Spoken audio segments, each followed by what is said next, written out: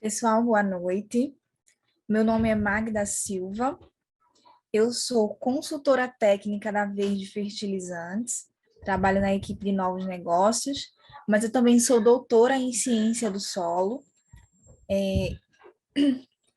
Hoje nós vamos iniciar a apresentação do tema Agricultura de Precisão, tecnologias para aumentar a rentabilidade da lavoura.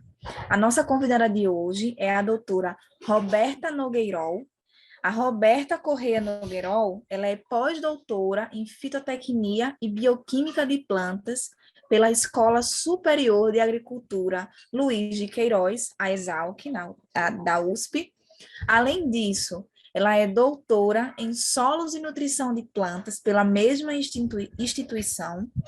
Atualmente, ela trabalha como coordenadora agronômica na SGS do Brasil, sendo a coordenadora técnica responsável pelos assuntos e decisões agronômicas na Unidade de Agricultura de Precisão da SGS. A doutora Roberta, ela tem mais de 12 anos de vivência em laboratórios, com grande experiência em fertilidade do solo, nutrição e bioquímica de plantas, já tendo atuado como especialista em produção de biomassa no Laboratório Nacional de Ciência e Tecnologia do Bioetanol, CTBE, e a Roberta também, ela tem graduação em Engenharia Agronômica e licenciatura em Ciências Agrárias pela ESALC, além de mestrado em Solos e Nutrição de Plantas pela mesma instituição. Então, é com muito carinho que a gente recebe a Roberta para falar um pouquinho sobre esse tema. Então, eu passo a palavra para a Roberta. Muito obrigada. Roberta, é com você. Boa noite, pessoal. Primeiramente, eu gostaria de agradecer o convite da Verde para vir falar um pouquinho com vocês a respeito da agricultura de precisão. Então, o foco do nosso bate-papo hoje vai ser cuidado que a gente tem que ter no processo todo, para que a gente tenha uma recomendação de insumos mais assertiva. Então, quando eu falo cuidado no processo todo, é desde a confecção da grade amostral, pensando na grade amostral, na modalidade da grade, na malha amostral, depois passando por um pouquinho de amostragem, falando um pouquinho de laboratório e depois da recomendação em si. E vou abordar alguns tópicos teóricos para a gente ter muito claro alguns conceitos em fertilidade do solo. Então, o manejo da fertilidade do solo, como eu disse, vai depender desde uma amostragem representativa, nós vamos ver mais para frente o quanto uma amostra vai representar numa área, e até a interpretação correta dos resultados. Então, nada adianta eu fazer uma amostragem muito bem feita, bem realizada, e mandar para um laboratório ruim, que não seja de confiança, que não seja sério. E o inverso é verdadeiro. Então, nada adianta eu ter um laboratório de excelência, com exames de proficiência, nota A em tudo, se eu fizer uma amostragem mal feita. Então, eu coordenei laboratório e eu sempre dizia, se o laboratório receber lixo, ele vai analisar lixo. Então, o laboratório não faz milagre. Então, a gente tem que pensar em ser representativo. O quanto essa amostra, qual o tamanho da representatividade dessa amostra em termos da área. E depois também, na hora de recomendar adubação e calagem, eu tenho que pensar qual a tabela que eu estou usando, que critérios que eu estou utilizando. Esses critérios são aplicáveis para a região de onde veio a amostra, que foi analisada.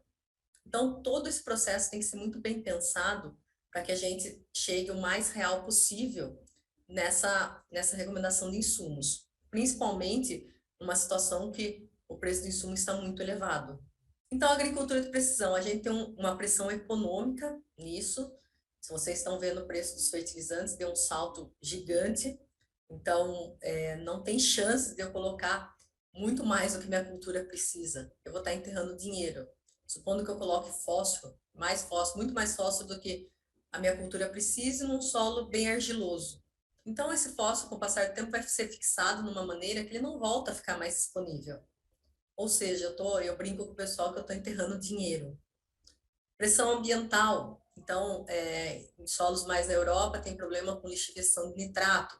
Nós temos problema com perda de potássio, lixiviação de potássio, principalmente em solo mais arenoso. Então, tem uma pressão ambiental por trás disso, além da legislação, que faz a gente ter a tendência em reduzir o uso de insumos. Quando eu falo reduzir o uso de insumo, é não deixar faltar para a necessidade da planta, mas também não jogar mais do que deveria. Então, essa é a função principal da agricultura de precisão, manejar essa necessidade. Então, nós temos um controle melhorado. Então, sistema de posicionamento de veículos, informações geográficas, monitoramento de implementos. Nós temos um sistema de apoio à decisão, uma modelagem histórica de campo. E com tudo isso, a gente consegue aumentar a eficiência. Então, a gente reduz perdas, melhoria na rentabilidade e menor impacto ambiental. Nós não podemos ter um foco só financeiro. Nós temos que ter um foco financeiro com viés ambiental. Então, quando a gente para pensar, existe variabilidade na produtividade? Existe variabilidade no histórico do NDVI? Se a gente tiver a resposta não, a gente pode aplicar a taxa fixa. Tem situações, por exemplo, que o teor de fósforo no solo é muito baixo para todos os talhões. Então, a quantidade que eu teria que aplicar era bem maior. Então, nesse caso, muitas vezes acaba compensando aplicar uma taxa fixa. Agora, se tiver uma variabilidade no histórico do NDVI, os fatores que geram variabilidade espacial oscilam temporariamente, é factível o manejo em tempo real, vamos para uma taxa variável. Agora, se os fatores que geram essa variabilidade espacial não oscilam temporalmente, eles podem ser caracterizados? Se sim, podem ser manejados? Também a gente cai numa indicação de taxa variável. Então, qual o potencial na redução que nós temos em insumo? A gente faz uma aplicação mais localizada, com base na amostragem georreferenciada. Então, nós sabemos o quanto que a gente vai precisar colocar de insumo em cada célula, em cada parcela. Então, controle mais automatizado da vazão e, por consequência, das doses. Então, a gente tem um controle de quanto vai cair na área. Então, doses pequenas ou nulas que não seriam praticáveis no processo. Regulagem mais correta e mais confiável dos equipamentos. Com isso, nós temos um ganho financeiro aliado a um ganho ambiental. Então, como eu disse anteriormente, a gente pensando no quanto nós vamos economizar de dinheiro, mas também essa economia ambiental. Então, o nutriente que a gente precisa aplicar é o nutriente que a cultura vai demandar, menos o que tem disponível no solo. Então, um local com maior exportação do que o suprimento. Eu posso ter uma produção restringida, vai faltar nutriente aí nesse caso. E um local com sobra de fertilizante. Outro fator pode ser limitante. Então, não quer dizer que eu vou colocar uma quantidade maior do que eu preciso de fertilizante e eu vou ter uma produtividade maior. Pode ter algum outro fator limitando essa produção. E eu estou achando que, eu vou colocar a quantidade superior de fertilizante e eu vou atingir o patamar que eu espero. Não é bem assim que funciona. Então, nós temos que pensar no sistema agrícola produtivo.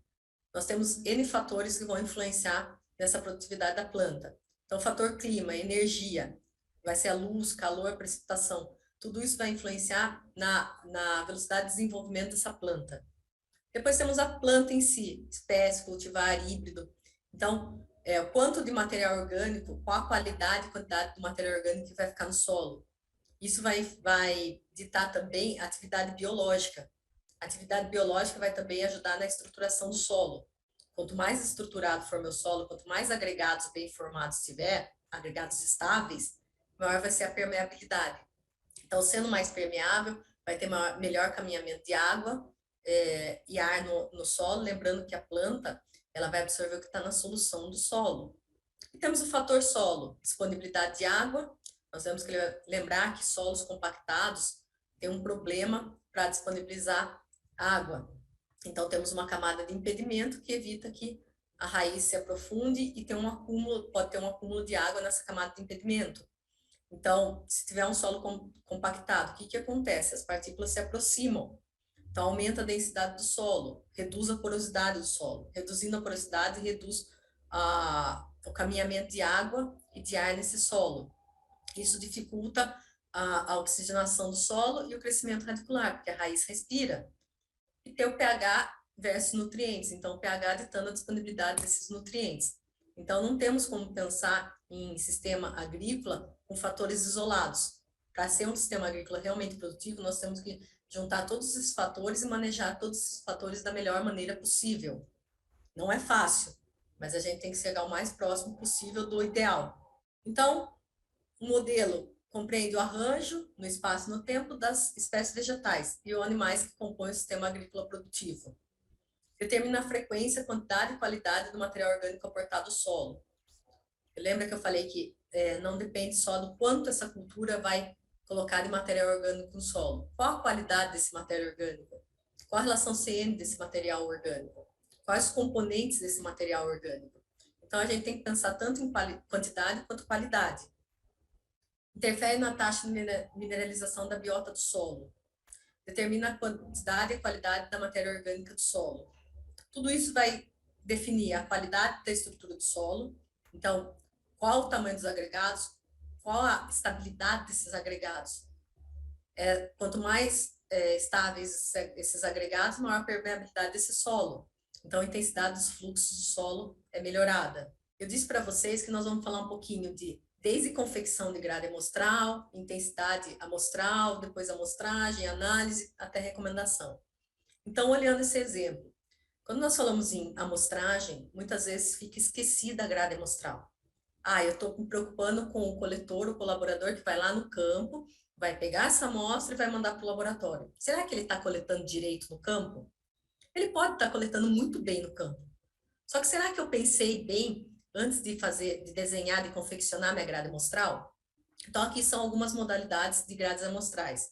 Então, a grade quadrática, por exemplo, então os pontos fixos disponibilizados na área, uma grade aleatória, onde os pontos são mais dispersos. Nós podemos também pensar numa grade orientada por NDVI. Então, o que é uma grade orientada? Eu não digo que o NDVI ele dita a grade, mas ele pode orientar a gente colocar uma maior densidade de pontos ou menor em algum local da área. Então, essa grade orientada por NDVI, ela tem ajudado bastante no mapeamento de nematóides. Aí vocês podem me falar, mas Roberta, toda vez que tiver um baixo vigor vegetativo, quer dizer que tem nematóide na área? Pode ser. Então, por que eu digo pode ser? Então, se teve um baixo vigor vegetativo dessa planta, ela desenvolveu de maneira não adequada. Então, quais são as possíveis causas? Pode ser ataque de nematóides, pode ser simplesmente um desbalanço nutricional, está faltando algum nutriente para a planta, ou nós temos realmente a falta de quantidade ou de equilíbrio entre os nutrientes. A gente tem que lembrar que muitas vezes as pessoas pensam em quantidade de nutrientes. Eu vou colocar uma quantidade de cálcio bem alta no meu solo. Você está lembrando do magnésio e do potássio? Do equilíbrio desses nutrientes? Então, a gente tem que ficar muito, muito atento, mais do que a quantidade, é ao equilíbrio de nutrientes para estarem disponíveis para a planta. Então, pode ser simplesmente um desequilíbrio nutricional que ocasionou um baixo vigor vegetativo. Pode ser uma área que tem compactação. Então, a raiz da planta está com uma dificuldade em aprofundar. No perfil, está com dificuldade de absorver água e nutrientes. Pode ser solo raso. De repente, com 40 centímetros de profundidade, tem um corpo rochoso ali. Pode ser pedregulho. Essa raiz é uma cultura mais sensível e o solo tem muita pedregosidade. Então, está dificultando o crescimento dessa raiz. Então, quer dizer que sempre que tiver um baixo vigor é nematóide? Não, mas pode ser. Tem um indício que pode estar tendo um problema com a cultura. Em tendo um problema com a cultura, a gente tem chance de poder ser ataque de nematóide. Então, isso daí dá um indicativo que, nesse lugar que está com baixo vigor, está tendo algum problema. Então, isso pode orientar a alocação de pontos. E depois vem a amostragem por zona ou ambiente de produção. Então, é um passo à frente na fertilidade do solo. Então, se o produtor, por exemplo, fala assim, eu não tenho condições de começar trabalhando uma área grande com agricultura de precisão, por que não começa bem feito, um grid de 2, 3 hectares numa área menor? Então, é melhor ele começar fazendo uma agricultura de precisão bem feita numa área menor do que começar uma área maior fazendo errado. Então, mais importante do que a velocidade é a direção. Então, com o tempo, a gente pode começar a fazer, por exemplo, uma agricultura de precisão e vai detectando as manchas permanentes do solo. O que vai ajudar bastante nisso? O levantamento do solo. Então, qual o tipo de solo que nós temos ali? Nesse quesito, o pessoal do sistema sucroenergético está muito à frente, porque eles têm a classificação de solos, tem a classificação de ambiente de produção para alocação de variedades. Então, a tendência é o quê? Nós partimos para depois de um tempo de agricultura de precisão, trabalhar com zonas ou ambientes. E daí nós vamos o quê? Manejar por zonas. Então, como eu disse para vocês, não basta só a gente se preocupar com uma amostragem bem realizada. Nós temos que começar pensando um pouquinho antes. Qual a grade amostral que eu vou utilizar? Que modalidade de grade amostral eu vou utilizar? Então, aqui nós temos um exemplo de grade amostral. Se eu olhar na figura da esquerda, nós temos um grid padrão. Então, boa parte do pessoal que trabalha com agricultura de precisão usa esse grid padrão. Do lado direito, nós temos um grid inteligente. Então, se nós olharmos no grid padrão, tem célula que está misturando alto e baixo vigor. Essa grade está sobreposta sobre uma imagem de IV, de índice vegetativo. Então, se nós olharmos, tem célula que está misturando alto índice com baixo índice vegetativo. E a hora que a gente coleta subamostra para formar uma amostra composta, eu brinco que a gente forma um medião de resultados. No caso desse grid inteligente, nós temos células customizadas, personalizadas. Então, se vocês olharem, as células tentam sempre estar na mesma qualidade de vigor vegetativo da cultura, para não cair nesse medião. Então, nesse caso, nós estamos o quê? Tendo uma informação muito mais real do que no caso do grid padrão. Então, não basta só eu pensar também na grade amostral. Como que essa célula vai estar sobreposta, por exemplo, num IV? Então, nesse caso, é uma célula customizada, é uma célula personalizada, para que não tenha formação dessa informação média. Então, realmente, ela chega muito mais próximo da realidade daquela amostra do que no grid padrão. Então, são todos os cuidados que nós temos que pensar quando a gente vai fazer agricultura de precisão. Não basta só uma amostragem bem feita ou uma análise bem feita. A gente tem que começar a pensar com cuidado de uma ponta de início a uma ponta final desse processo. Então, como eu falei para vocês, nós pensamos na modalidade da grade amostral e também vamos pensar na intensidade amostral. Então, qual a dimensão ideal da grade amostral? É coletar uma amostra por hectare? Uma amostra a cada 3 hectares? Uma amostra a cada 4 hectares? Então, nós sabemos que se a gente tiver uma área heterogênea, à medida que a gente diminui a intensidade amostral, nós vamos estar perdendo informação. Mas aí nós temos que ter um equilíbrio muito bom entre o técnico e o econômico. Então, não adianta eu pegar e falar assim, eu vou colocar muitas amostras na área, sendo que isso daí não vai ficar viável economicamente. Aí você pode me perguntar, mas Roberta, então qual que é a grade ideal? Qual é a intensidade amostral ideal? Ah, um grid de 2 hectares, um grid de 3? Nós não temos como falar o grid tal é ideal para todas as áreas. Então, é mais estudar um caso a caso. Então, estudar as informações que nós temos da área. Qual a variabilidade dessa área? Qual o tamanho dessa área? Então, dessa maneira, com uma consultoria mais especializada, a gente consegue chegar na dimensão ideal dessa grade amostral para a área em questão. Nós temos tido resultados muito bons com grid de 2, grid de 3, aí vai depender do quanto varia a área. Então, como eu disse para vocês, não é simplesmente pensar na qualidade da amostragem ou na qualidade da análise. É pensar no processo de uma ponta inicial a uma ponta final. Então, pensar com carinho na modalidade da grade que eu vou usar, dependendo da área que eu vou trabalhar, qual a intensidade amostral necessária, o quanto eu posso investir nisso, para depois pensar em realmente ir lá no campo e coletar uma amostra bem feita. Se nós olharmos em termos de intensidade amostral, é um exemplo do colega Querubim. Então, se nós pensarmos no fósforo, à medida que eu vou diminuindo a quantidade de amostras coletadas, eu vou perdendo informação. Então, se nós olharmos aonde tem uma maior intensidade amostral, nós temos uma maior variação nos teores de fósforo. E conforme a gente vai diminuindo a quantidade de amostras, nós vamos perdendo informação. Isso vai depender, qual que é a melhor, Roberta? Depende da área e da variabilidade que nós estamos trabalhando. Aqui é um outro exemplo da Fundação MT, onde nós conseguimos ver 6 amostras num hectare, uma amostra num hectare, uma amostra a cada 2 hectares e uma amostra a cada 4 hectares. Então, nós conseguimos ver o quanto a gente vai perdendo de informação para saturação por base, para CTC, e isso vai refletir, com certeza, nos mapas de aplicação de insumos. Então, onde a gente tem 6 amostras por hectare, nós temos uma informação muito mais refinada, mais detalhada do que uma amostra a cada 4 hectares. Aí nós vamos fazer o equilíbrio, o que é bom tecnicamente com o que a gente consegue pagar na agricultura de precisão. Então, eu sempre vou fazer o ideal, o ideal dos mundos? Não, não vou fazer o ideal dos mundos, mas eu vou tentar chegar o mais próximo que eu conseguir disso. Então, agora nós falamos de grade amostral, modalidade de grade, nós falamos também de intensidade amostral. Agora vamos falar um pouquinho de amostragem em si. Qual é a importância dessa amostragem de solo? Então, essa amostragem de solo é uma primeira etapa em programa de avaliação de fertilidade. Ela vai dar base para calagem, gessagem, adubação, para aplicação de insumos no geral. E essa amostragem ela tem que ser representativa.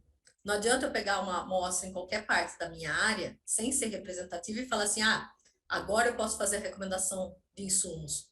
Eu posso ter pego um ponto que tem teor alto de nutrientes e acabar fazendo uma recomendação errada. Então, a gente tem que o quê? Trabalhar na representatividade da área.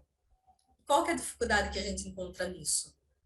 O solo é uma matriz heterogênea, como eu disse, então tem uma variabilidade tanto horizontal quanto vertical. E a gente tem que tomar cuidado com a discrepância entre a amostra e quantidade que ela representa. Por isso que eu falo que a etapa de amostragem é crucial. Não adianta eu fazer uma amostragem mal feita e querer que o laboratório faça milagre. Então, nós temos que pensar nisso. A gente tem que focar em cada passo desse processo. Não adianta eu focar, dar todo o meu esforço em uma das etapas e esquecer as outras. Eu vou estar jogando dinheiro no lixo. Então, vamos supor uma área homogênea de 10 hectares. Então, o volume de terra nessa área é uma profundidade de 20 centímetros. Então, nós vamos ter 20 mil metros cúbicos de terra. Qual a massa de terra na profundidade de 20 centímetros? Vamos assumir uma densidade de solo média de 1,25. Então, eu tenho 25 milhões de quilos de solo representados nessa amostra. 10 hectares contém, em média, 25 milhões de quilos de solo. No geral, a gente envia meio quilo de solo para o laboratório. Roberta, mas o laboratório usa esse meio quilo? É o mínimo que a gente tem de segurança. Nós vamos ver mais para frente em termos de reanálise, quantidade necessária para avaliar, dependendo do tipo de análise que você vai desenvolver. Então, a amostra representa uma quantidade de solo aproximadamente 50 milhões de vezes maior. Agora, imagina, se eu fizer uma amostragem mal feita. Olha o tanto que ela representa, o tamanho da área que ela vai representar. Então, se levarmos em consideração que a amostra representa uma quantidade de solo da área 50 milhões de vezes maior, e dessa amostra, algumas análises usam 5 centímetros cúbicos para fazer uma análise química, a desproporção fica ainda maior. Então, a relação vai ser 1 para 4 bilhões. Agora, olhando esse resultado, se a minha amostra, a proporção que ela representa é 1 para 4 bilhões, será que eu não tenho que dar foco realmente na amostragem? Será que eu posso colocar qualquer pessoa para ir lá mostrar sem uma orientação, sem um equipamento adequado? Então, trabalhar com fertilidade de solo não é simplesmente ir lá tirar uma quantidade de terra e mandar para o laboratório. A gente tem uma complexidade muito maior por trás disso. A gente tem profissionais que trabalham no processo todo, em cada etapa desse processo, para que ele seja refletindo o mais real possível da área. Então, quando a gente fala, algumas vezes as pessoas têm dificuldade em entender o que é uma amostra simples, o que é uma amostra composta, quantas amostras, subamostras eu vou ter que coletar para fazer uma amostra composta. Então, a amostra simples é obtida num determinado ponto do terreno. Então, a gente tem que ter uma homogeneidade das amostras simples. Vocês viram lá naquela grade do grid inteligente, que eu estava falando de misturar teores diferentes, por exemplo, no solo, e fazer um resultado medião. Então, o que é a subamostra? Tem que ter uma homogeneidade de subamostra simples, o mais possível, para representar aquela amostra, representar uma realidade. Então, a amostra composta vai ser o quê? Ela vai ser feita da união de subamostras. Então, à medida que aumenta o número de pontos, aumenta o número de subamostras, a gente diminui o erro de representatividade da área. Então, hoje nós temos situações de construção dessa grade amostral que usa, na construção, usa uma camada de dados. Então, usa altimetria, usa a textura da área, usa o índice vegetativo.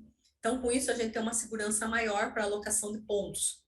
Aí vocês falam assim, Roberta, será que nesse caso de usar camadas de dados, o número de subamostras tem que ser tão alto quanto se eu não tivesse informação nenhuma? Não. Nesse caso que nós temos uma sobreposição de dados de altimetria, de índice vegetativo, de textura da área, a gente consegue ter uma segurança maior na alocação dos pontos. Então, com isso, a gente consegue reduzir o número de subamostras. Mas lembrando que a gente tem que ter um número seguro de subamostras para representar, para formar essa amostra composta. Aí vocês falam para mim, mas, Roberta, qual a quantidade de terra, de solo que eu tenho que enviar para o laboratório? Será que eu tenho que enviar? Durante as análises, em todas as análises, se eu somar a quantidade que vai usar em cada análise, vai usar 100 gramas. Eu mando 100 gramas? Tá bom, você vai mandar a quantidade exata. A gente tem que lembrar, tomando cuidado também agora com a fase de laboratório. Lembrar que chegando no laboratório, essa amostra vai ser cadastrada, depois ela vai para secagem, ela vai ser moída. Nesse processo de moagem, a gente já vai acabar tirando, por exemplo, rocha, pedaço, fragmento, pedregosidade que está na amostra. Então, será que aqueles 100 gramas vão ser suficiente agora? A gente tem que lembrar que, supondo que tenha qualquer erro no processo ou qualquer problema no processo, acabou a energia à noite, o laboratório não funcionou o gerador, vai ter que reanalisar, vai usar uma quantidade maior de terra. Esse resultado está discrepante, ele não tá seguindo a tendência de todas as amostras que vieram. Será que é isso mesmo ou será que teve um erro no processo? Então, vai para reanálise. Então, a gente tem que pensar o quê? Em mandar uma quantidade suficiente para que todo esse processo de moagem, reanálise, seja executado de maneira adequada. Roberta, então, se eu não posso mandar 100 gramas, eu vou mandar 2 quilos de amostra. A gente tem que lembrar que o quê? Chegando no laboratório, esses 2 quilos eles vão ter que ser reduzidos para ir para a fase de secagem. Então, para que entrar nesse problema de como o laboratório vai reduzir essa amostra? Então, qual que é o ideal? No geral, para as análises de fertilidade, se a gente mandar 500 gramas de amostra, tá ok. Então, vai ser suficiente, vai poder fazer reanálise, vai poder fazer o processo de secagem e moagem legal. Então, nem muito abaixo disso, nem muito acima disso. Essa é a quantidade que os laboratórios, no geral, acabam indicando. Lembrando que o laboratório vai analisar o que chegar para ele. Ele não faz milagre. Se você fez uma amostragem mal feita, você vai ter uma análise inadequada. Ela talvez não reflita o que está lá no campo.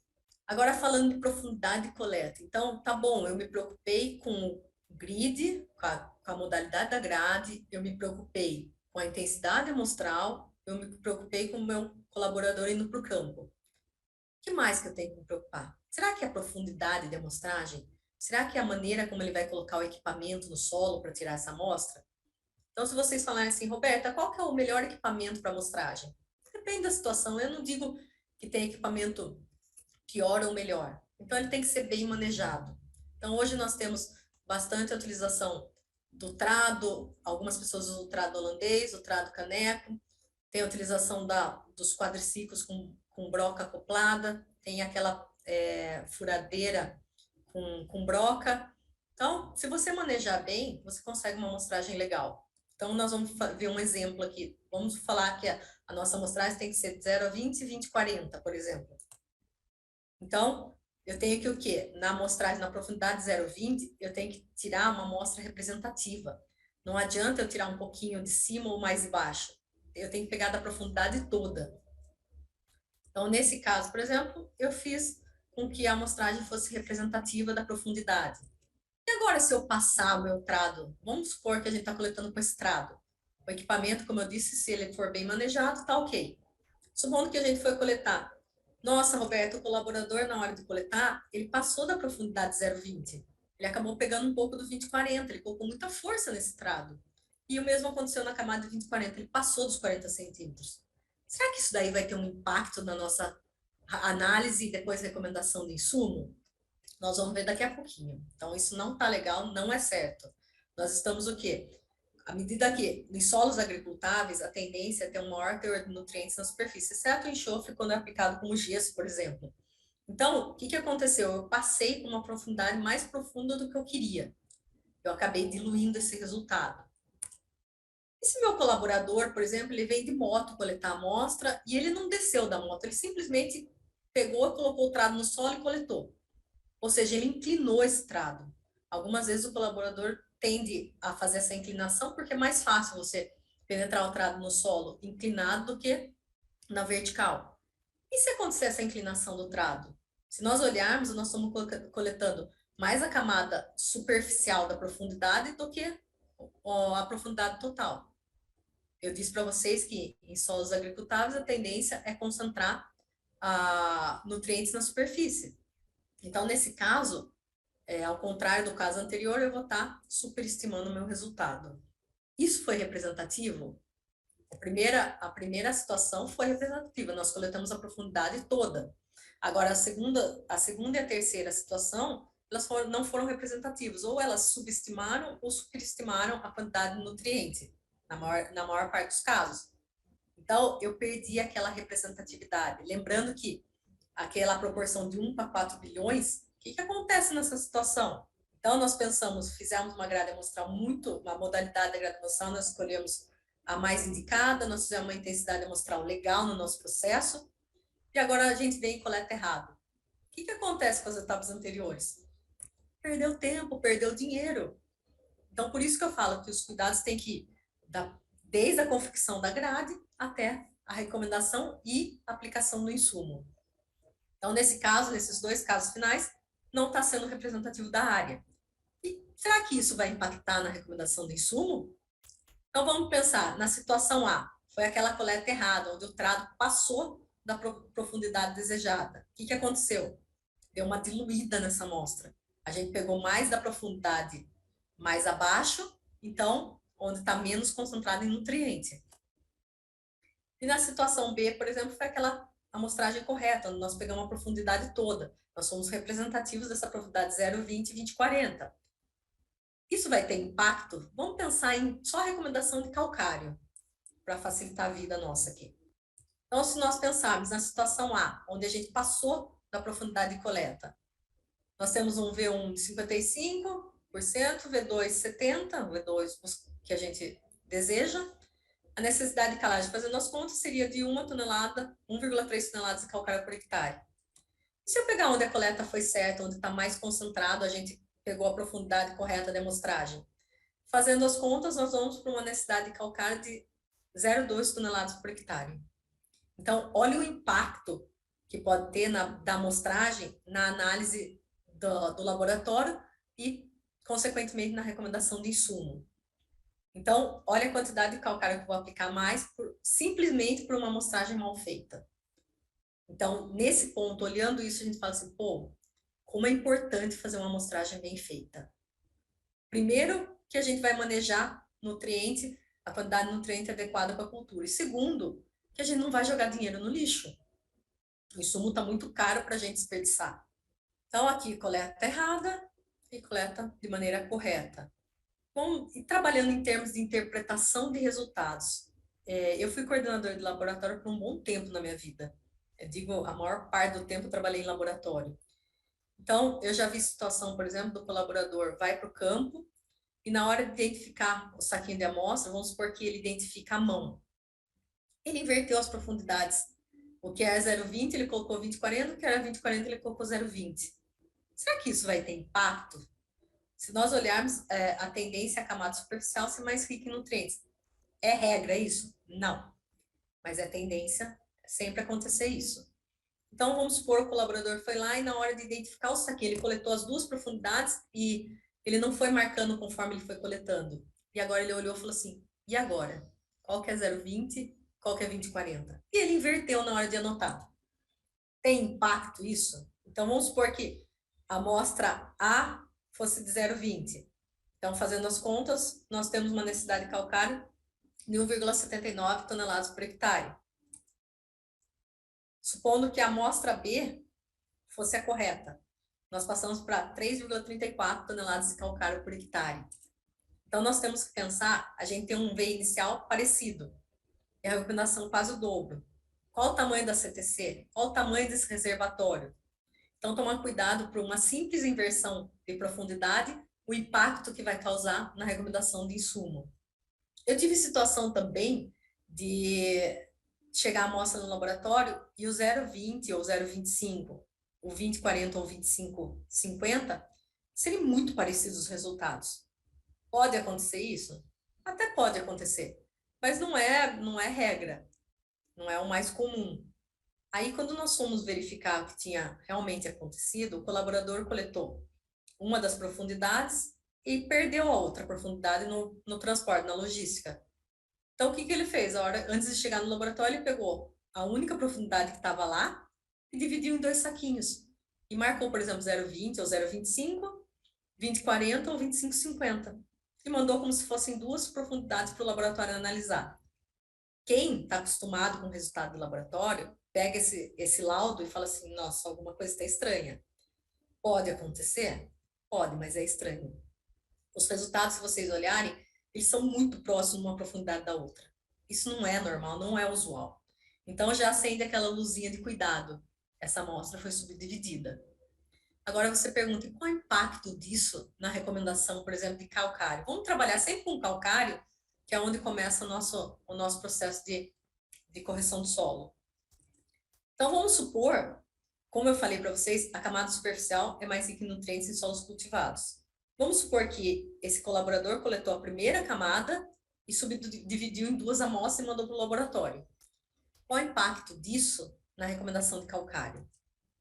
Então, se a amostra subdividida for da primeira profundidade de coleta, ele vai ter um provável melhor acerto nessa recomendação, porque realmente a recomendação iria acontecer na primeira profundidade. Agora, supondo que ele pegou a segunda profundidade coletada e dividiu em 2. Lembrando que a tendência é o que solos cultiváveis ter menor quantidade de nutrientes quanto maior a profundidade de coleta. Então, supondo que essa amostra subdividida foi da segunda profundidade. Então, provavelmente a gente vai aplicar uma quantidade de calcário maior do que a recomendada, o que seria realmente a ideal para aquela amostra. E se eu recomendar uma quantidade de calcário bem maior do que o que realmente deveria ser? Posso ter problema com o quê? Eu posso ter problema com micronutrientes catiônicos, então eu posso ter uma precipitação de micronutrientes catiônicos, e eu posso ter um possível problema com fósforo. Se eu colocar uma quantidade muito alta de calcário e levar muito esse pH, o que pode acontecer? Eu posso indisponibilizar o fósforo como fosfato de cálcio, e a planta não consegue absorver. Então, a gente está falando o quê? Não de uma quantidade um pouco maior de calcário, nós estamos falando de uma quantidade muito maior de calcário. Então, esse problema de micronutrientes catiônicos e problema com fósforo, a gente pode ter com quantidades elevadas de calcário. Então, se a gente parar para pensar, se a coleta do solo for realizada inadequadamente, a gente vai ter uma aplicação incorreta de insumos. Isso é inevitável. Então, não adianta a gente pensar numa grade legal de amostragem, uma intensidade amostral legal e errar na amostragem. Então, eu posso ter um desbalanço nessa aplicação incorreta de insumos, desbalanço nutricional. Por exemplo, um excesso de cálcio da calagem, causando um problema com o potássio, cálcio, magnésio, potássio. Então, eu tenho que pensar também, não só na quantidade do insumo, mas o tipo do insumo que eu vou utilizar. Então, por exemplo, eu tenho uma relação estreita cálcio-magnésio. Eu vou usar um calcário com muito magnésio? Não, eu tenho que pensar em dar uma alavancada nesse cálcio. Então, não só a quantidade do insumo, mas também a qualidade do insumo.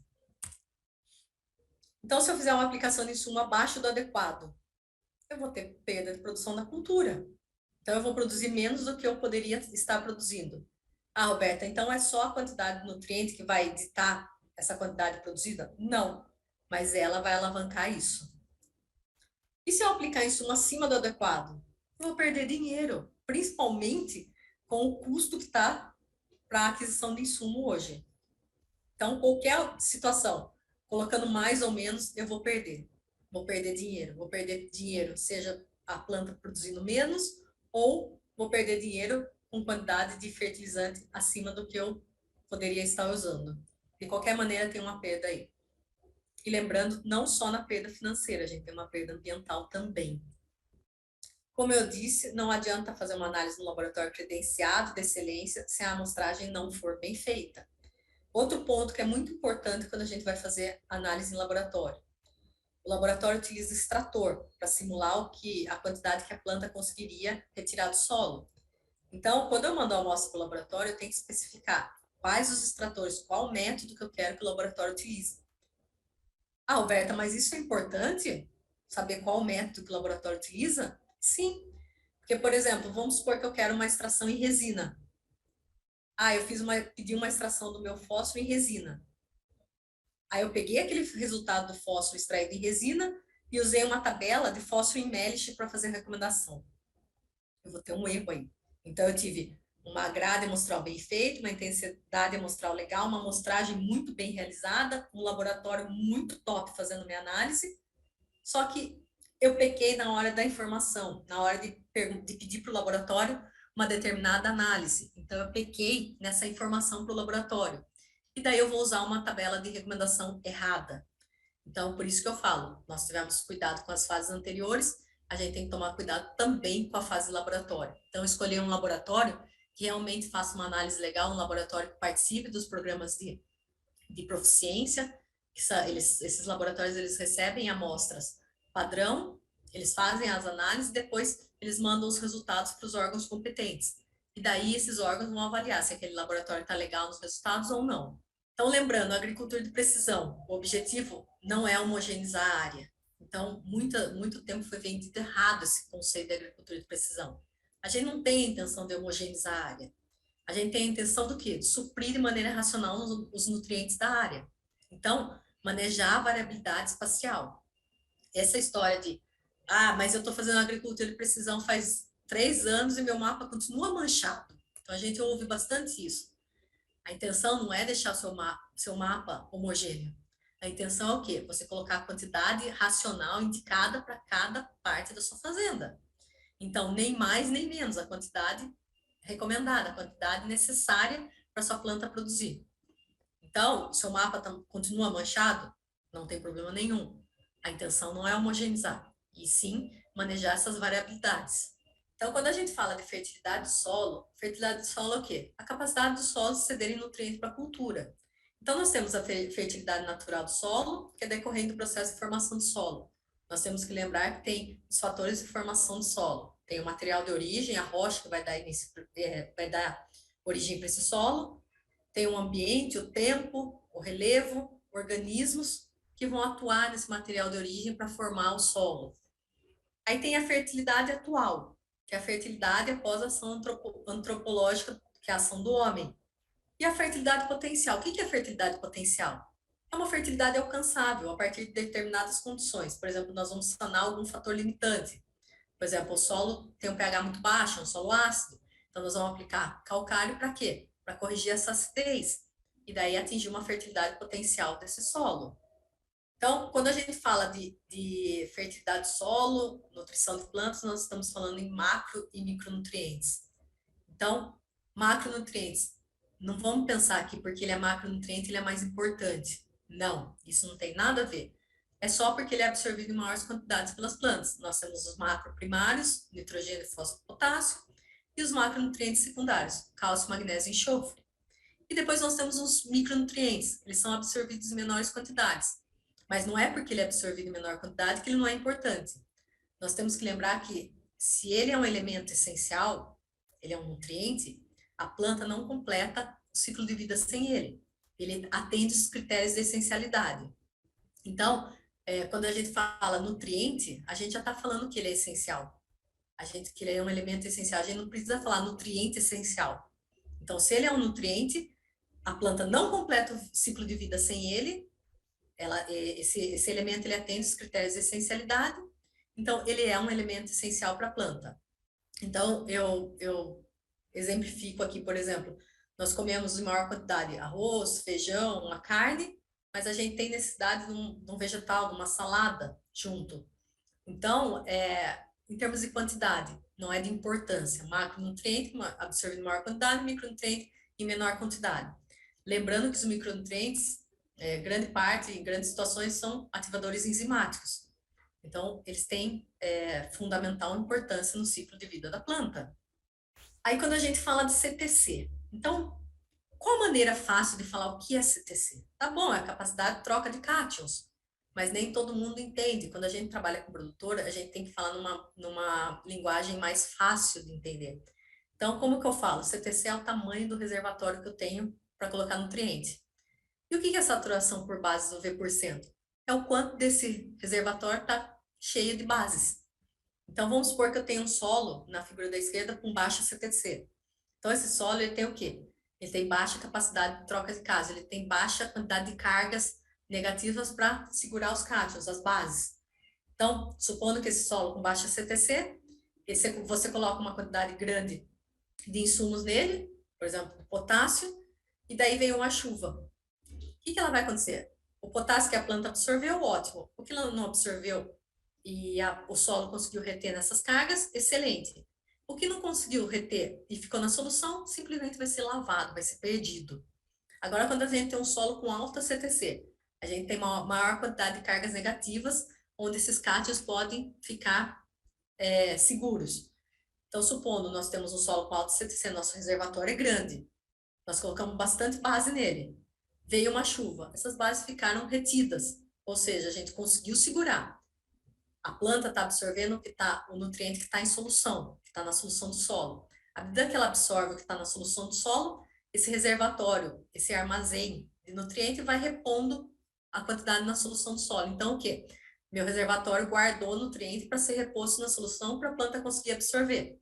Então, se vem uma chuva, nesse caso, eu vou lavar a menor quantidade de nutrientes. Por quê? Porque eu tinha carga para segurar esses nutrientes. Então, essa é a intenção da gente tentar aumentar a CTC de solo. E a gente também ouve bastante falar de poder tampão do solo. Então, na figura da esquerda, nós temos um solo ácido. O que é um solo ácido? O pH dele está baixo. Sendo que o pH está baixo, o alumínio está numa forma trivalente, numa forma que é tóxica para a planta. Então, o alumínio trivalente está retido com maior força nesse complexo de troca. Só que a gente não quer alumínio nesse complexo de troca. A gente não quer alumínio enchendo o nosso reservatório. A gente quer o quê? Encher nosso reservatório com bases, com nutrientes para a planta. Então, nós temos que o quê? Eliminar esse alumínio do reservatório. Como que eu elimino esse alumínio tóxico do reservatório? Eu simplesmente vou aumentar esse pH. À medida que eu aumento o pH, esse alumínio trivalente, que é tóxico para a planta, ele vai precipitar como hidróxido de alumínio. Uma vez precipitado como hidróxido de alumínio, a planta não consegue absorver. E ele saiu do reservatório, ele limpou nosso reservatório. Então, a gente conseguiu, por exemplo, com a calagem, colocar cálcio, magnésio e livrar essas cargas negativas da retenção do alumínio. Então, a gente liberou carga negativa no pH corrigido para que a gente tivesse maior retenção de cálcio, magnésio, potássio nesse solo. Então, a gente conseguiu guardar mais nutrientes no nosso reservatório. Por quê? Porque nós estamos tendo espaço que era ocupado pelo alumínio no solo ácido, a gente está tendo esse espaço para colocar bases. Aí vocês falam assim, Roberta, num solo arenoso e num solo argiloso, é a mesma quantidade de calcário que eu preciso para mudar o pH? Será que tem alguma influência da textura, por exemplo, ou da quantidade de matéria orgânica no poder tampão? O que é o poder tampão do solo? É a resistência que ele tem, que esse solo apresenta a mudança de pH.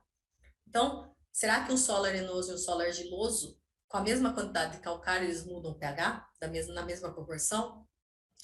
Não. Então, se nós olharmos, por exemplo, na imagem da direita, nós temos um neossolo, por exemplo. Um neossolo, vamos colocar um neossolo quartzarênico. Então, ele tem uma grande quantidade de areia, a elevada quantidade de areia na formação dele.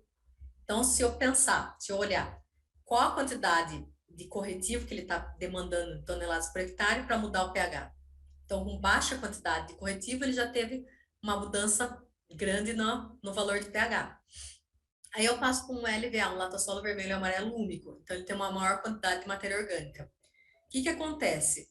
Quanto maior a quantidade de matéria orgânica, maior o poder tampão do solo, ou seja, ele é mais resistente à mudança de pH. Então, se vocês olharem, eu preciso de uma quantidade maior de corretivo para mudar a mesma proporção na escala do pH. Então, o poder tampão dele é maior, ou seja, ele precisa de uma quantidade maior de corretivo para alterar o pH. Se eu pegar um solo com B câmbico, um solo com horizonte B câmbico, ele tem, pode ter argila, ele tem argila 2:1, uma quantidade grande. Então, ele também vai ser um solo com poder tampão maior. Se vocês olharem, ele precisa de uma quantidade maior ainda de corretivo para mudar menor quantidade de pH, na escala de pH. Então, ele tem um poder tampão mais alto ainda.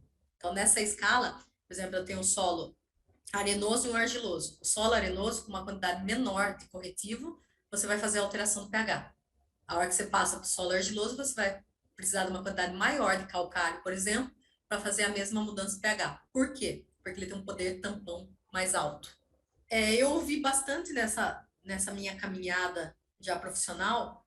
Ah, Roberto, eu pego o meu laudo de análise e eu olho só o V%. Eu só estou preocupado com o V%. Será que a gente pode se preocupar só com o V%? Será que a gente realmente entende o que é a CTC e o V%? Como que eles funcionam no solo? Então, aqui tem um exemplo bem interessante para mostrar para vocês. Então, eu tenho uma CTC de 200 nesse primeiro exemplo assinalado em vermelho. Eu tenho a mesma CTC nos dois solos. É uma CTC de 200 milimol de carga por decímetro cúbico.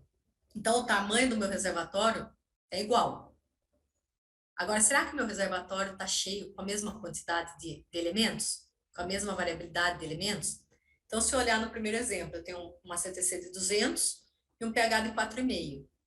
Quando eu tenho um pH de 4,5 comparado ao pH de 6,5 da barra seguinte, o que tem nesse reservatório, além de cálcio, magnésio e potássio? Ele vai ter alumínio. Então, lembrando que aquele solo que não estava corrigido, boa parte das cargas estavam ocupadas por alumínio. Então, nesse caso, eu tenho dois reservatórios com o mesmo tamanho. Só que no primeiro caso, na primeira barra, parte dele ocupado com alumínio. Na segunda barra, com pH 6,5, eu já tirei esse alumínio trivalente, eu precipitei ele como hidróxido de alumínio. Então, o que eu tenho?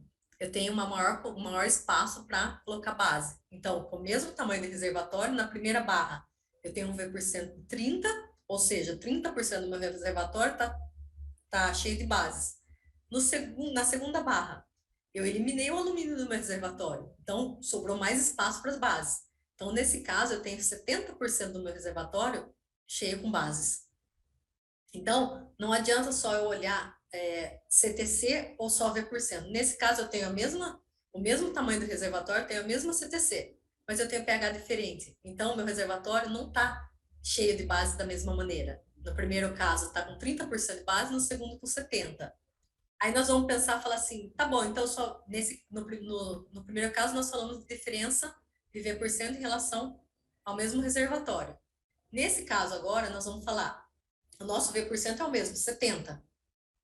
O pH é o mesmo, 6,5. Só que se nós olharmos, o nosso tamanho de reservatório é diferente.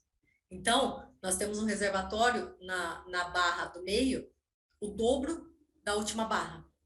Então, apesar de os dois estarem com 70% do reservatório completo por bases, o reservatório da barra do meio é o dobro da última barra. Então, eu vou ter uma quantidade maior de bases. Apesar de estar a mesma proporção cheio com bases, como o reservatório é maior, ele está 70% cheio com cálcio, magnésio e potássio. Então, ele tem mais cálcio, magnésio e potássio do que na última barra, que o reservatório é menor. Então, com isso fica muito claro que a gente não pode só olhar a CTC ou só o V% do solo. A gente tem que analisar o laudo que vem do laboratório como um todo. Então, olhando os resultados que vem do laboratório, a gente consegue inferir sobre várias coisas. Então, se você olhar, por exemplo, teor de matéria orgânica muito baixo, você fala assim, ó, tendência a um solo mais arenoso. Aí você olha, por exemplo, o pH baixo do solo, fala assim, o alumínio vai estar alto. Então, você olha esses resultados analisando ele completo. Se fosse só para analisar V% de CTC, a gente não mandava analisar só isso no solo. A gente vinha com laudo só com esse resultado. Por que nós temos todos os outros resultados? Para trabalhar em cima deles. Então, voltando, nós fizemos uma modalidade de grade legal, uma intensidade amostral adequada, nós fizemos uma coleta legal, nós fizemos uma análise num laboratório de excelência, um laboratório de qualidade, confiável. E agora, o que nós vamos fazer com esses resultados? A gente tem um laudo de análise, um monte de número na mão. Como eu vou interpretar isso? Será que eu só vou olhar a CTC? Será que eu vou olhar só o V%? Então, nesse caso, nós já vimos que a gente tem que trabalhar as informações como um todo. Então, Primeiro processo que a gente pensa, calagem. Então, a gente quer diminuir a acidez do solo. Por que a gente quer corrigir esse solo? Porque esse solo está lá no complexo de troca, no reservatório dele, tem alumínio. Eu não quero ocupar meu reservatório com alumínio. Eu quero ocupar meu reservatório com bases, com nutriente para a planta. Então, qual é a intenção de fazer a calagem? Eliminar esse alumínio do reservatório e deixar espaço para bases. Então, eu vou fornecer cálcio e magnésio, que são nutrientes para as plantas. Eles vêm do calcário. Eu quero estimular o crescimento radicular. Eu quero que minha raiz consiga desenvolver legal. Eu vou fornecer cálcio. Eu vou tentar fazer com que esse calcário dê uma percolada no perfil. Para quê? Quanto mais profunda eu tiver a raiz, maior a chance dessa planta aguentar um veranico, por exemplo. Eu vou favorecer a disponibilidade de fósforo. Então, à medida que eu aumento o pH, eu favoreço a disponibilidade de fósforo. Por quê? À medida que eu aumento o pH, eu vou deixar minhas cargas negativas livres. Então, o fosfato ele vai ter uma repulsão nessas cargas.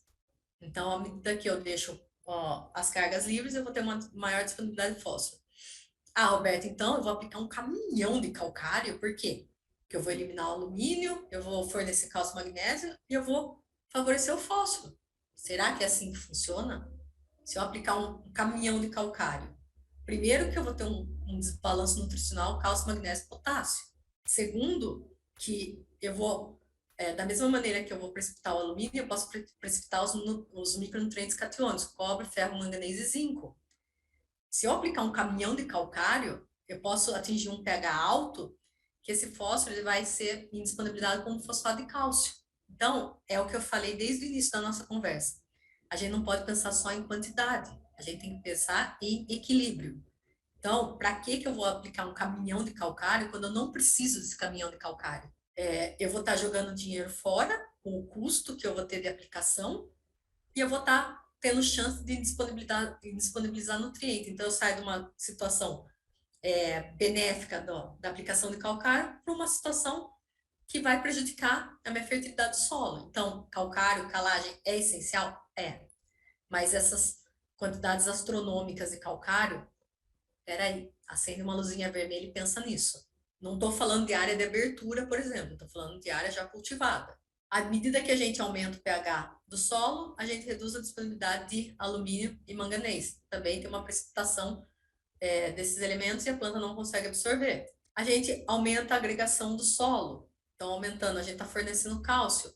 O cálcio é floculante, é o oposto do que acontece com o sódio. Então, à medida que o cálcio é floculante, ele vai o quê? Aproximar, vai ajudar a aproximar as partículas, vai ajudar a formar agregados mais estáveis. Uma vez que nós temos agregados mais estáveis, a gente vai ter uma maior porosidade do solo.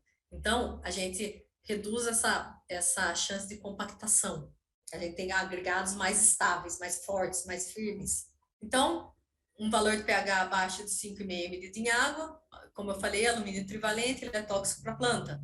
À medida que a gente aumenta o pH, a gente precipita como hidróxido de alumínio e a gente, à medida que aumenta o pH, a gente reduz esse alumínio na CTC e abre margem para os nutrientes na CTC, catiônicos. Se a gente tiver muito alumínio trivalente na CTC do solo, lembra que a gente tem pouco espaço no nosso reservatório para colocar bases. Então, a intenção é o quê? Aumentar o pH, tirar esse alumínio do nosso reservatório e liberar espaço para cálcio, magnésio, potássio. A toxidez por alumínio é limitante de produtividade agrícola, isso já é informação antiga. Solos ácidos, problema mundial, problema no Brasil. E qual a maneira mais fácil e mais barata de resolver isso? Calagem. Mais uma vez, vamos nos preocupar não só com quantidade, mas com equilíbrio de nutrientes. O excesso de alumínio no solo, ele vai causar um desbalanço iônico na planta, que a gente fala que é uma injúria primária direta. O órgão-alvo do alumínio é o sistema radicular, então tem uma inibição da divisão celular, falando bem a grosso modo, e uma inibição do crescimento dessa raiz. Essa raiz, a tendência é o quê? Ela ficar mais grossa, ela começar a escurecer. Uma raiz mais grossa, mais escura, ela perde a atividade dela, ela vai absorver menos água e nutrientes, ou seja, ela vai nutrir menos essa planta. Então, tem todo um desarranjo metabólico também em relação à respiração, fotossíntese e atividade enzimática. Por quê? Porque o alumínio é um elemento tóxico para a planta. Então, a gente não quer o alumínio trivalente disponível no solo. A gente quer o quê? Aumentar esse pH para esse alumínio precipitar de uma forma que a planta não consegue absorver. Aí vocês vão falar assim, ah, Roberto, então quer dizer que se eu fizer calagem, eu sumo com o alumínio do meu solo? Não. A gente tem que lembrar que o alumínio faz parte do processo de formação e temperismos dos solos tropicais, principalmente. Então, eu não estou eliminando esse alumínio do solo. Eu estou simplesmente pegando ele de uma forma trivalente, que é disponível e tóxica para a planta, e transformando numa forma precipitada, que a planta não consegue absorver. Então, o alumínio, ele está lá no solo, mas ele está numa forma que a planta não consegue absorver, ele está numa forma que ele não vai ser tóxico para essa planta. Aí nós falamos, quando a gente fala de fertilidade do solo, será que é importante a gente olhar para a planta e tentar ver o que ela está sinalizando para a gente? Muitas vezes a gente no campo consegue só olhando a planta e falar assim, pô, essa planta está com deficiência de nitrogênio, essa planta está com deficiência de potássio. Então, essa diagnose visual de desordem nutricional é muito importante. A gente está no campo e olhar e falar assim, essa planta está com problema de potássio. Então, a gente consegue, muitas vezes, olhando a planta, descobrir o problema que ela está. Então, eu não posso pensar só em, eu fiz um manejo legal da minha adubação e a planta está absorvendo super bem e está aproveitando muito bem esses nutrientes. Então, eu falo que o termômetro é uma análise foliar. Então, eu tenho que fazer análise foliar toda hora? Não. Então, é o quê? Um termômetro para ver se minha adubação, minha recomendação de insumos está legal, se o manejo que eu estou fazendo de nutrientes no solo, a planta está conseguindo realmente aproveitar esses nutrientes. Então, vamos supor, quando falarem para você, Roberto, eu tô com uma folha, a planta minha tá com folha amarela, tá? Com uma clorose, tá amarela, tá bem amarelinha a folha. A primeira pergunta que vocês têm que fazer é folha velha ou folha nova na planta? Por quê? É importante saber isso? Sim. Porque se a gente tivesse, por exemplo, uma clorose de folha velha, começou na folha velha e já está avançando para a planta toda, nitrogênio. Ah, não, essa clorose é na folha nova, pode ser enxofre. Então, não basta só a gente saber se é clorose, se é necrose. Que folha que é? Folha velha ou folha nova? É a primeira pergunta que vocês têm que saber. Que parte da planta está apresentando ou começou a apresentar esses sintomas. Então, vamos supor que a gente tem folhas velhas maduras, clorose. Aí vocês vão falar assim, eu tô com clorose na minha folha. É folha velha ou folha nova? É folha velha. Não basta. Essa clorose é uniforme ou é internerval? Porque também vai mudar a deficiência do elemento que está apresentando na planta. Então, se eu tiver uma folha velha, uma clorose, e essa clorose for uniforme, pode ser deficiência de nitrogênio. Aí vocês vão falar assim, Roberto, então não precisa fazer análise foliar, você já sabe? Não, isso daqui é o quê? Um indicativo que muito possivelmente está tendo problema com deficiência de nitrogênio. Só que essa deficiência de nitrogênio é o quê? É por falta só do nitrogênio sendo aplicado no solo para a planta absorver? Ou é um desbalanço nutricional que está causando um menor aproveitamento desse nitrogênio pela planta? Então, aí entra a importância da diagnose foliar, da análise de folha de planta no laboratório, porque a gente tem uma inferência do que pode estar acontecendo. Mas será que é só o nitrogênio que está com problema porque está faltando na adubação? Ou será que é um desequilíbrio nutricional na planta que está fazendo com que esse nitrogênio não seja aproveitado como deveria? Aí vocês falam assim, essa folha, a sintoma da planta está na folha velha, é uma clorose, mas é internerval ou mancha. Então, pode ser, por exemplo, magnésio na planta. Então, a folha velha fica clorótica, ela fica amarela, e as nervuras ficam mais escuras. Não, Roberta, a folha velha não está apresentando clorose, ela está apresentando agora uma necrose. Então, esquece a situação de cima da clorose. Então, essa necrose é um secamento da ponta e da margem da folha. Então, folha velha, secamento de ponta e margem da folha, muito possivelmente é uma deficiência de potássio. Não, Roberta, minha folha velha está com uma necrose, mas é uma necrose internerval. Não é mais na ponta e na margem da folha. Então, pode ser uma deficiência de magnésio que já está avançada, que partiu de uma clorose e evoluiu para uma necrose. Então, a gente tem que, no campo, a gente consegue fazer inferências para a gente conseguir nortear uma diagnose foliar, uma análise de folha no laboratório, e também a gente consegue nortear a nossa recomendação de fonte de nutriente. Então, Não basta só falar assim, eu vou suprir o nitrogênio. Tá bom, qual a fonte que eu vou utilizar? Não é só quantidade, é qualidade. Então, eu vou suprir esse nitrogênio como nitrato, como amônio. Então, não simplesmente falar assim, eu vou colocar 400 quilos por hectare. Tá bom, qual a forma que esse nutriente está indo para a planta? Está indo para o solo, que vai transformar para a planta absorver, por exemplo. Ah, não, Roberta, agora não são mais folhas velhas, são folhas novas que eu estou trabalhando. A deficiência está aparecendo em folha nova. Então, é uma clorose em folha nova. E essa clorose é uniforme. Pode ser enxofre, pode ser ferro já mais avançado, manganês. Ah, não, Roberta, é uma folha nova, tem uma clorose internerval ou mancha. Pode ser zinco, pode ser manganês, depende da cultura e do estágio de evolução dessa deficiência. Então, não tem como fixar, aconteceu clorose uniforme, vai ser enxofre. Depende da cultura, dependendo da cultura pode mudar um pouco a forma que ela apresenta esse sintoma visual, e também depende do estágio de deficiência desse elemento. A Roberta agora é folha nova, tem uma necrose, que é uma clorose que evoluiu com uma necrose. Então, pode ser cálcio, boro, cobre. Ah, não, teve uma deformação dessa folha nova. Então, a gente lembra do molibdênio, do zinco, do boro. Então, isso daqui é um indicativo, é como se fosse um guia de campo, que a gente consegue ter uma noção do que está acontecendo, a nossa cultura está mostrando. Então, a gente tem que lembrar que a partir do momento que a cultura está demonstrando sintoma de deficiência, a gente já teve perda. A gente já tem perda aí. Então, a gente passou de uma deficiência leve já para uma deficiência severa, onde ela já está mostrando visualmente para a gente, numa diagnose visual, a gente já consegue ver que tem problema nutricional. Então, lembrando, o foco nosso na nossa fertilização do solo não é só quantidade. A gente tem que manter o equilíbrio, tem que lembrar que quantidade é importante? Quantidade adequada, racional, mas importante também é o equilíbrio de nutrientes. Então, vamos supor que a gente está olhando pastagem, nesse caso. Eu tenho uma clorose e folha velha e madura. Então, pode ser deficiência de nitrogênio. Ah, não, a minha clorose está em folha nova. Pode ser deficiência de enxofre. Então, se nós olharmos, pegarmos simplesmente a folha, chegar com a folha para você e falar assim, ó, é a folha de um lugar que não está clorótico e do lugar clorótico. Deficiência de nitrogênio e enxofre. Aí você vai olhar e vai falar assim, pô, olhando só a folha, é praticamente igual, no caso de capim. Aí você vem com a perguntinha chave, folha velha ou folha nova? Ah, não, é folha velha, nitrogênio, possivelmente. Ah, não, ó, começou em folha nova, pode ser enxofre. Então, a gente tem que o quê?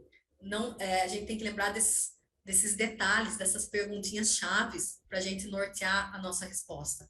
Então, não é simplesmente, minha planta está clorótica, o que é? Nitrogênio, deficiência de nitrogênio. Não, peraí. Que parte da planta que está acontecendo essa deficiência? Essa clorose. Tá bom, falou a parte da planta. Essa clorose, ela é uniforme ou ela é internerval? Então, não basta só falar assim, clorose é sintoma de deficiência de nitrogênio. Então, a gente tem que ser um pouquinho mais esperto com isso. E eu falo que a chave para uma boa consultoria é o quê? Fazer muita pergunta. Então, você tem que levantar o máximo de informação possível da cultura, da área, do manejo, para que você seja cada vez mais assertivo. Não basta vir com resposta pronta. A gente tem que fazer o quê? Levantar muitos questionamentos. Eu, quando atendo um cliente, eu faço N perguntas para falar assim, não, ó, muito possivelmente seja tal problema. Então, o consultor assertivo não é aquele que vem com a resposta pronta na ponta da língua. É aquele que faz um monte de pergunta para chegar muito mais perto da resposta correta. E será que a agricultura de precisão vai me beneficiar só na fertilidade do solo? Aqui eu vou dar um outro exemplo de como a gente pode utilizar a agricultura de precisão. Mapeamento de nematóides. Então, o que vai ajudar a gente no mapeamento de nematóide? A gente vai fazer o quê? Coletar, a gente vai montar uma grade também amostral, a gente vai usar como norteador, indicador, direcionador da nossa intensidade amostral, o índice vegetativo, por exemplo, que pode ser a planta está com baixo vigor, pode ser problema nematóide, e nós vamos fazer esse levantamento georreferenciado. Então, a gente vai identificação dos principais nematóides, a gente vai tanto identificar o nematóide quanto o nível populacional que ele está. Então, qual a intenção disso? Qual o objetivo desse monitoramento de nematóides? Fazer um controle direcionado para cada tipo de nematóide. Não basta eu saber, tem uma infestação alta de nematóide. Tá bom, qual nematóide que está aí com infestação alta? A gente tem que direcionar o nosso manejo. A intenção é o quê? Fazer um controle direcionado, um controle na área que está o problema. Por exemplo, nós trabalhamos com uma área de mapeamento de nematóides de 11 mil hectares. Para que eu vou gastar dinheiro fazendo aplicação de produto, seja um controle biológico ou químico, na área toda, se o meu problema está em parte dessa área? Olha o custo disso. Então, a gente tende a quê? Fazer esse monitoramento, esse mapeamento para controle apenas na área que está realmente sendo problema. Então, a gente tem a intenção de reduzir perda de produção. A gente quer o quê? Que a planta, a gente quer sanar, diminuir essa infestação de nematóides. Hoje a gente não fala em eliminar nematóide. A gente fala em trazer o nematóide para um nível que ele não cause dano econômico, perda econômica. Então, a gente quer o quê? Que a planta fique numa situação mais sadia, que ela aproveite melhor os nutrientes adicionados no solo. Então, quanto mais sadia essa planta, melhor, menos susceptível ela vai ser à incidência de praga, doença. E a gente quer um maior retorno econômico do investimento na área. É o que eu falei, vamos tratar onde está o problema e não a área toda. Esse é um exemplo bem interessante que aconteceu, onde o foco foi na área que está em amarelo. Não, essa área que está em amarelo, o nível populacional está mais elevado do que a área verde. Então, eu vou tratar essa área amarela, onde está o nível populacional mais elevado. Só que se vocês olharem, o nível populacional na área que está assinalada em amarelo está maior. Só que elas são 362 hectares apenas. E olha, 3 mil hectares onde está com o verde. Com a evolução das coisas, o prejuízo na área amarela foi de R$ 448 mil aproximado, onde na área verde o prejuízo total foi de 2 milhões. Então, não basta eu falar assim, eu vou tratar só onde está o nível populacional mais elevado. Espera aí, onde está o nível populacional mais elevado? Essa área é significativa, eu vou tratar. Mas será que o nível populacional um pouquinho mais baixo não está na maior parte da área? Não está evoluindo essa infestação de nematóides? Então, não basta saber só onde está o maior nível populacional. Qual a representatividade disso? Então, pensar nisso para evitar esse prejuízo que nós vimos nessa situação. Aqui é um outro exemplo que nós podemos ver, onde a parte inferior do mapa está com maior infestação e a parte superior menor infestação. Então, se nós olharmos, a diferença foi 12 sacas por hectare, ou seja, 21% da produtividade da soja. Então, colocando um preço da saca de soja no dia 24/6 de 2021, de R$ 148,40, nós tivemos um prejuízo total de 1.700.000. Então, por que eu vou tratar a área toda se eu posso direcionar o meu controle? Então, direcionando o meu controle, eu vou fazer o quê? Eu vou reduzir o custo. Eu vou direcionar, vou tratar onde está o problema e vou economizar. Então, a agricultura de precisão, dá para usar para fertilidade do solo, excelente, já está consolidada. E ajuda muito nesse mapeamento e monitoramento também de nematóides. Então, você tem georreferenciado o problema. Com isso, eu tentei abordar com vocês um pouquinho da agricultura de precisão. Eu não entrei no conceito de agricultura de precisão, nas ferramentas em si. Eu tentei mostrar para vocês um outro lado da agricultura de precisão, que são os cuidados que nós temos que ter de ponta a ponta do processo, a qualidade que a gente tem que trazer nesse processo. Não basta eu fazer uma amostragem legal ou fazer uma análise legal no laboratório. Eu tenho que o quê? Pensar desde lá do início e vir fazendo o processo todo com qualidade. Para quê? Para que eu chegue numa recomendação de insumos mais assertiva, para que eu tenha um manejo mais racional dos nutrientes no solo, para que eu consiga caminhar cada vez mais na busca de uma agricultura sustentável. Eu queria agradecer mais uma vez a oportunidade que a Verde me deu de vir falar um pouquinho com vocês a respeito desse assunto e fico à disposição para perguntas.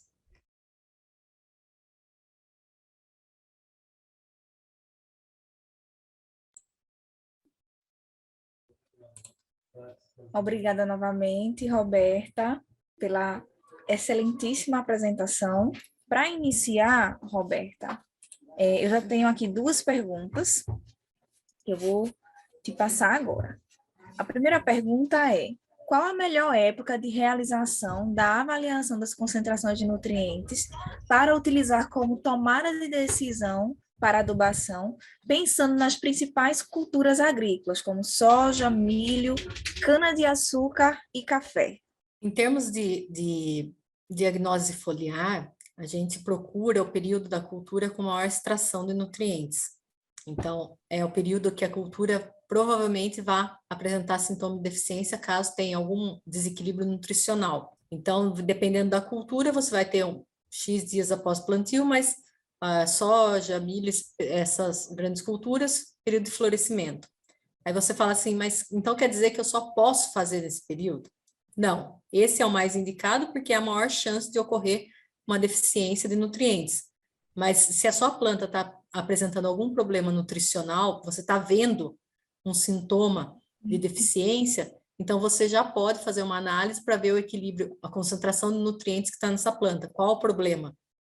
Aí você consegue, talvez, ter tempo hábil para fazer uma adubação foliar na sua cultura. Algumas culturas você consegue corrigir na mesma safra, outras já não. Perfeito, Roberta. A segunda pergunta que a gente tem aqui é: quais as vantagens e desvantagens de utilizar técnicas de agricultura de precisão para a análise de nutrientes no solo? Como nós falamos, a agricultura de precisão, a intenção é o quê? Fornecer o que a planta vai precisar, nem mais nem menos. A gente está focando o custo financeiro e o custo ambiental. Quais as desvantagens disso? Eu não digo nem desvantagens, eu digo as dificuldades. Então, de ter uma pessoa, uma equipe capacitada para te auxiliar nesse processo. Se você tiver formação para isso, ok, mas caso contrário, você precisa de um auxílio técnico. O custo, algumas vezes, para equipamentos para aplicação taxa variável, uma avaliação mais assertiva do que precisa, quando aplicar taxa variável, quando entrar com a taxa fixa. Porque se você tem um nutriente muito baixo no solo, você acaba tendo que aplicar taxa fixa. Então, é mais o conhecimento técnico e o bom senso. Quando você não tenho dinheiro para começar com agricultura de precisão na área toda. Comece aos poucos, mas faça bem feito. Não adianta fazer a área inteira mal feita. Então, é melhor começar aos poucos. Eu falo que a direção é mais importante do que a velocidade. Eu queria agradecer a você, Roberta, pela participação, pela apresentação e disponibilidade do seu tempo aqui. É muito bom ter essa parceria com você aqui, com a nossa empresa, contribuindo cada dia mais com o conhecimento para os nossos produtos, nossos produtores. Gostaria de convidar a todos para assistir o nosso próximo encontro com os gigantes, que vai acontecer na próxima quinta-feira, dia 2 de dezembro, às 19 horas, com o tema A Importância de se combater a salinização para aumentar a produtividade agrícola.